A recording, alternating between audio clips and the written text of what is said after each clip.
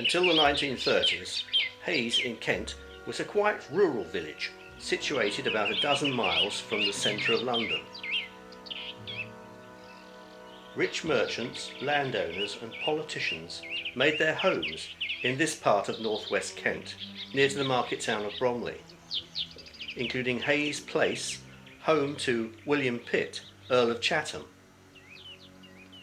Less well known was a large and imposing mansion halfway up Pighurst Lane in Hayes, on the way to Beckenham. Thought to be a 17th century building, Pighurst Manor by 1693 was the property of one Matthias Walraven.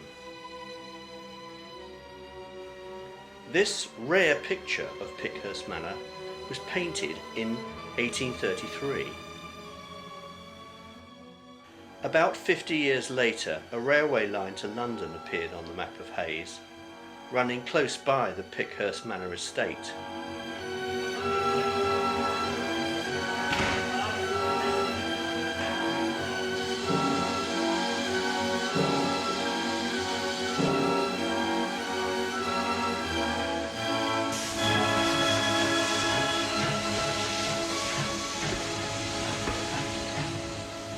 But it was another 40 years before the line was electrified, and then Hayes really began to succumb to the spread of suburban housing.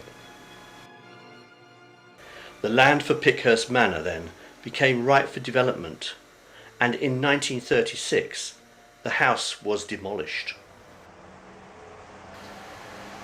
One of the builders involved was local man George Spencer, and he shot these extraordinary films of the destruction of this enormous house.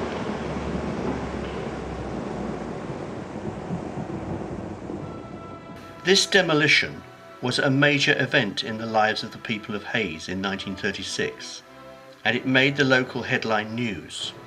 The January 17th edition of the Hayes and West Kent Gazette made it their main story of the week.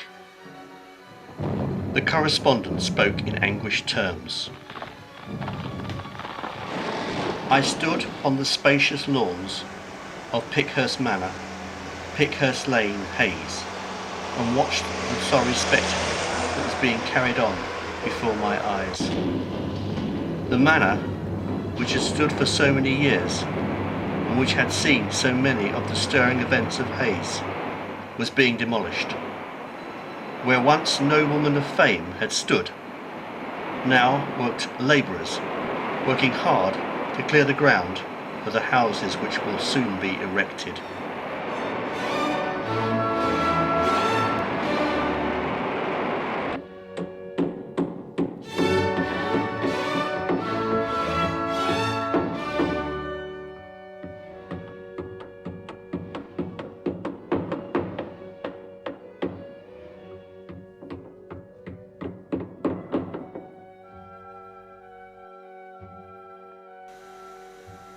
Today, there are suburban streets where Pighurst Manor once stood. It is easy to assume that all vestiges of the great house have been obliterated. This house, in Pighurst Lane, would have seen the house in its heyday. But you need to walk down the hill to see the remains of Pighurst Manor's kitchen garden. This walled garden is on many historic maps of the area.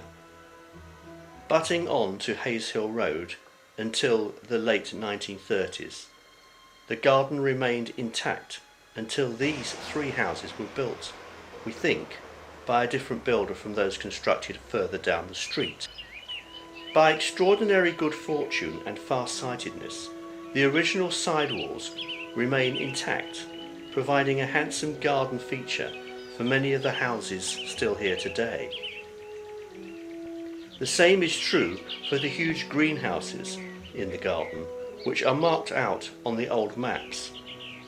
Although not listed, these fine old walls and 200-year-old greenhouses linked the grand rural past of Old Hayes with the attractive suburban housing of today.